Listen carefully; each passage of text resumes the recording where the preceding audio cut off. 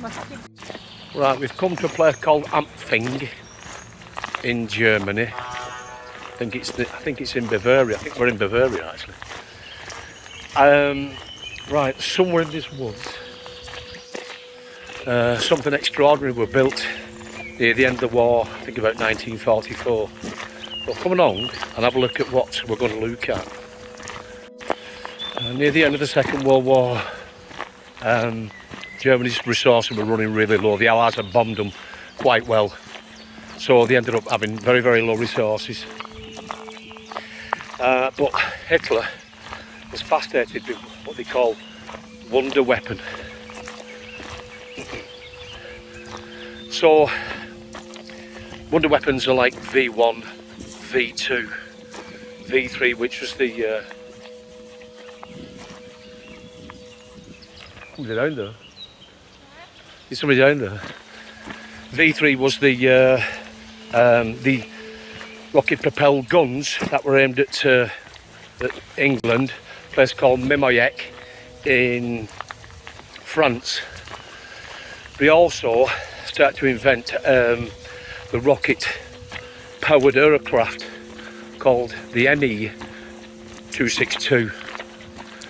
Now this, hopefully, we'll find it. You're going to see how it was built, and let's look at somebody up there. Anyway, we're going to have a look for this place now. So come along and have a look at what Hitler's war machine were trying to do near the end of the war. I just come across a gentleman. He's got a scythe and he's cutting something down. I'm not sure he's cutting down, but I've spoken to him. He can't speak English. I can't speak German, but I've got what he says, 500 metre, which is about, I'm only guessing, 500 metres. He asked me where I was from, England, and I just said, like, you know, come to look for the dome. He went, hi, bunker, bunker. So he just told me where it is. It's down here somewhere, so we'll find it. Well, this is what I'm looking for anyway. This dome was constructed so that the Nazis could build the aeroplanes, the Me-262 jet engine planes under here. What's that bag for? How they constructed it, all this here, before this was on top obviously, all that there was basically a pile of rubble. And then what they did then was, obviously it was compacted as best it could. Then what they did then was basically shuttered just above the actual thing, so you can see the shuttering there, above the actual mound here, and then poured concrete on top of it. Then once it's set, basically they just dug underneath it and they started to obviously start to build their planes, or sections of them anyway. The reason why they did it this way was because they were running out of resources. The Allies had bombed the place to bits. They bombed Germany, they bombed all the places where they could make all these war machines. So, and the Germans did a lot of digging underground. But obviously because of resources, they decided to do it this way, which was the most simplest way, I think it were, at the time, because of lack of resources. Now, I think that section there, there's nothing left of it. I think the Allies at the end of the war basically blew it up. That's got to be 3 metres thick, got to be. Now then, the thing sticking out there, the piece of rebar sticking out, I think it was so they could camouflage it as well. But looking at this now, and if you look on Google, it's very well camouflaged. It's hard to see really. So at least they were doing a good job at the time. You can see the size of it, it's massive. Absolutely gigantic. I think there was a few of these actually made, but this is the only one that's basically survived after the war. The Me-262 was produced in order to try and win the war for Hitler. Beside the wonder weapons I mentioned before, which was the V1, V2, V3 guns at Mimoyek, and the Me-262.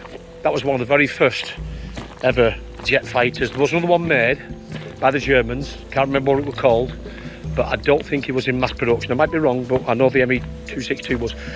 I think Hitler wanted as a bomber if I remember rightly, or was it a fighter? One of the two. But it didn't succeed anyway, it was just completely outnumbered. I think it went something like at least 100 mile an hour faster than any of our planes. These things round me here, basically, I think that's another dome that's been destroyed. So the thickness of it anyway, it's huge. I've stood on top of one of the domes that was destroyed, as I said before. That's the only one that's left standing.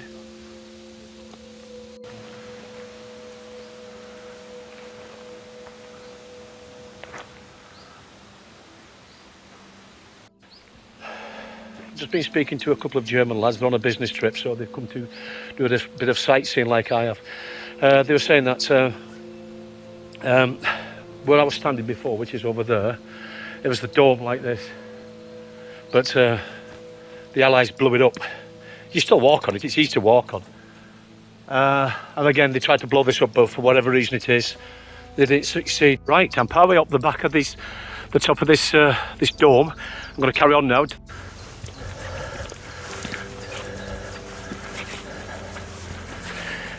So the concrete's sort of dinted, how they've made it like that. A lot of the time they do it so, two things. One, it did bring the reflection up of the sky, so it's less chance of being seen, and it would also pick up foliage so it could grow on it to try and disguise even more. And these here, so you can put a net on it. Oh, Christmas trees. Merry Christmas, everyone. It's only June, like, but say it's Christmas. If I had some baubles, I'd hang it on there. The top of this dome wasn't hard to climb. It's a bit steep, like, but it's not bad. It's all right. I can see quite a lot here, because obviously this now is all. See how it basically the trees are growing round it. That's what more than likely would have happened when it was first built, anyway. So, hence all these metal poles here to try and hook some camouflage on.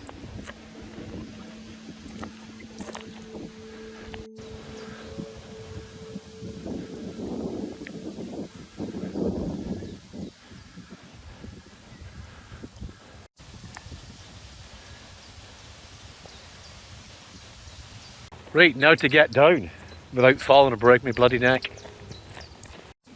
That's possibly part of the structure that was when it was blown up as flew over here. Probably about 50-60 metres away from the actual dome. Even though I love looking at structures like this, in England there's a series called Nazi Megastructures, and it tells you all about how they built all this stuff. But you've got to remember as well that people lost their lives building stuff like this, and they had no choice. They were basically prisoners. I think quite a few came from Dachau, which is only about 70-80 kilometres away. I know that there was other further camps around it. So when I look at these structures, I also think of the suffering that people have been through in order to go along, not go along, but being forced with the Nazi ideology. I just thank God that we won and they lost. Right, while we're at the ME 262 factory, the dome bunker, a couple of German ladies turned up, and we got talking to them. Very broken English, but then again it's way better than my German, which is virtually nil. And they're saying there's trying to explain something the other side of this forest, and you can walk then down to the memorial site. So that's where we're going. Have a look at this memorial site.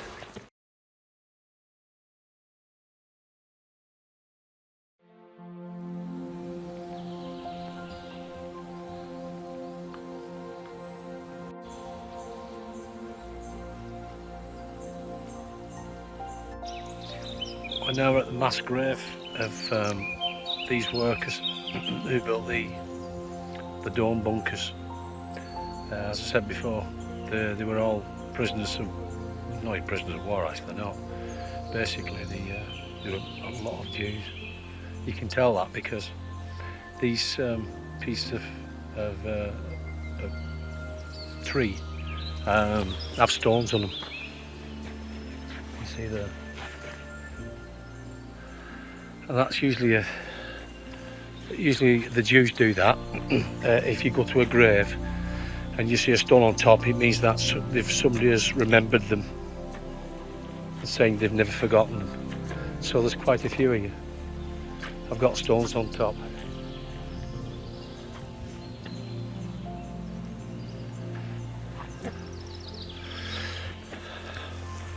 And as I was saying before, it's alright me looking at all these monuments and structures that the Nazis built, but they came at a cost. Not a cost to them, but a cost to people's lives, because they didn't care, basically. They just used them, stabbed them to death, whipped them to death, and then got another batch.